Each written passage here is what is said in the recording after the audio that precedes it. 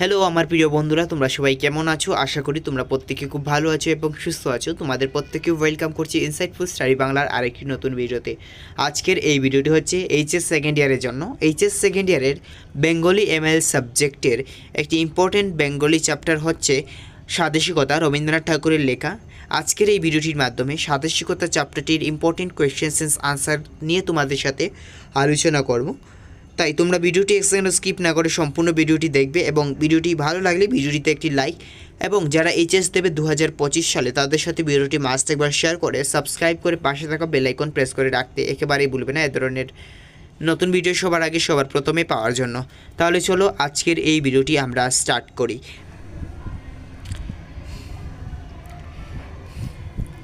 HS second year Bengali ML Bangla সাহিত্য Chayanika গদ্যাংশ section স্বাদেশিকতা।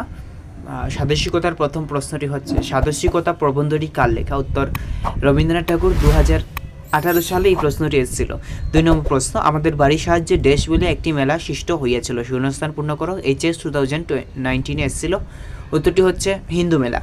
তারপরে দেখো সংক্ষিপ্ত প্রশ্ন, মূলাঙ্ক 2 থেকে 3, এবং প্রথম প্রশ্নটি হচ্ছে কার উদ্যোগে রবীন্দ্রনাথের সভা গঠিত হয়েছিল? এটি কিসের সভা? এই সভার সভাপতি কে ছিলেন? এটি এইচএস 2019 সালে এসেছিল আবারও। তো উত্তরটি হচ্ছে, এই উত্তরটি তোমাদেরকে আমি বলে দিচ্ছি একটু পরে। 2 নম্বর প্রশ্নটি হচ্ছে, এদিকে তিনি মাটির মানুষ কিন্তু তেজে একেবারে পরিপূর্ণ ছিলেন, এখানে কার কথা বলা হয়েছে? মাটির মানুষ এর অর্থ কী? এটি এইচএস 2020 সালে এসেছিল। সো উত্তরটি হচ্ছে, এখানে লেখক শ্রদ্ধেয় রাজনারায়ণ বসুর কথা বলেছেন। এখানে মাটির মানুষ বলতে রাজনারায়ণ বসুকে অত্যন্ত সহজ সরল ও নরম মনের মানুষ হিসাবে বোঝানো হয়েছে। নেক্সট প্রশ্ন, আমার মতো অর্বাচীন এই সবার সভ্য ছিল, এখানে কার কথা বলা হয়েছে? অর্বাচীন শব্দের অর্থ কী? এটি এইচএস 2022 সালে এসেছিল। উত্তরটি হচ্ছে, এখানে আমার মতো বলতে লেখক রবীন্দ্রনাথ নিজেকে নির্দেশ করেছেন। অর্বাচীন শব্দের অর্থ নবীন বা আধুনিক। তারপর দেখো টিকাটি এসেছিল 2022 সালে। প্রশ্ন উত্তরটি হচ্ছে হিন্দু মেলা। 2022 সালে এসেছিল হিন্দু মেলা। উত্তরটি হচ্ছে হিন্দু মেলা। সো 1867 সালে নরগোপাল মিত্রের উদ্দেশ্যে একটি গগেন্দ্রনাথ ঠাকুরের আনুকূল্যে ও উৎসাহে হিন্দু মেলা আয়োজিত হয়। সভাটির উদ্দেশ্য ছিল দেশে স্বদেশ চেতনা জাগিয়ে তোলা।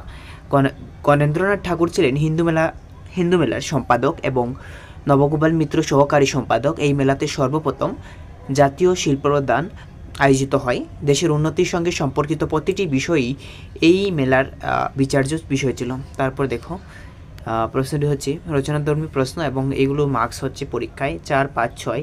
তো প্রথম প্রশ্নটি হচ্ছে, কার উদ্যোগে রবীন্দ্রনাথের স্বাদেশিকতার সভা গঠিত হয়েছিল? এই সভার সভাপতি কে ছিলেন?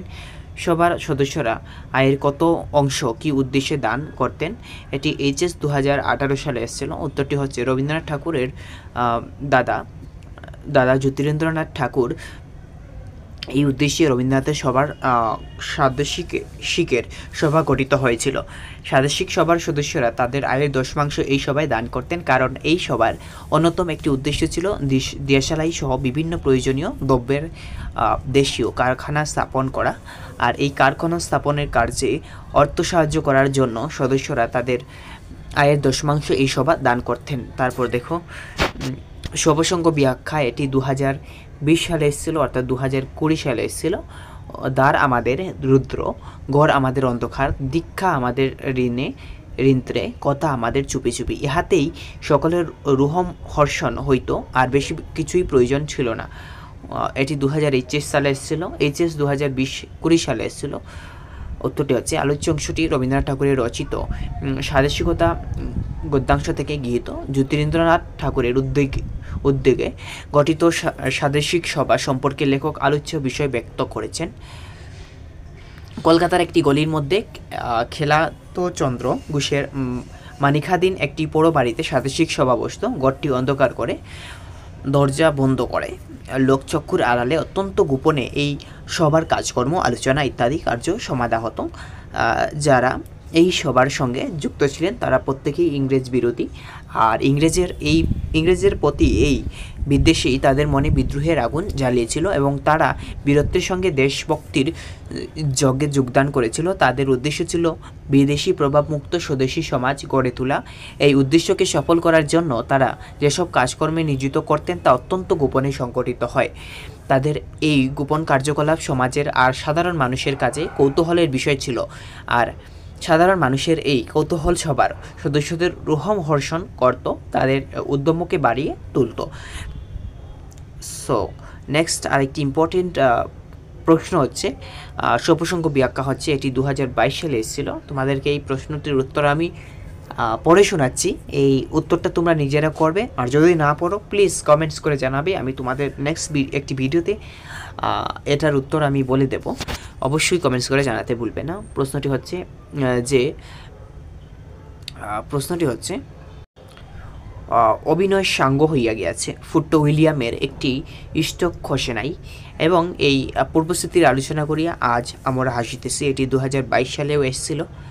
আর সো এই ছিল তোমাদের স্বাদেশিকতা চ্যাপ্টারটির মোস্ট ইম্পর্টেন্ট কোয়েশ্চেন্স আনসার। এইগুলো তোমরা অবশ্যই শিখবে এবং তোমরা নিজেদের খাতায় এই প্রশ্নের উত্তরগুলো লিখে রাখবে। এগুলো খুব ইম্পর্টেন্ট, তোমাদের HS 2025-এ আসার খুবই সম্ভাবনা রয়েছে। আজ এই পর্যন্তই। ভিডিওটি ভালো লাগলে ভিডিওটিতে লাইক এবং ভিডিওটি বন্ধুদের মধ্যে শেয়ার করে সাবস্ক্রাইব করে পাশে থাকা বেল আইকন প্রেস করে রাখতে একেবারেই ভুলবে না। প্রত্যেকে খুব ভালো থাকবে, সুস্থ থাকবে আর খুব মন দিয়ে HS পরীক্ষাটা দেবে। ধন্যবাদ।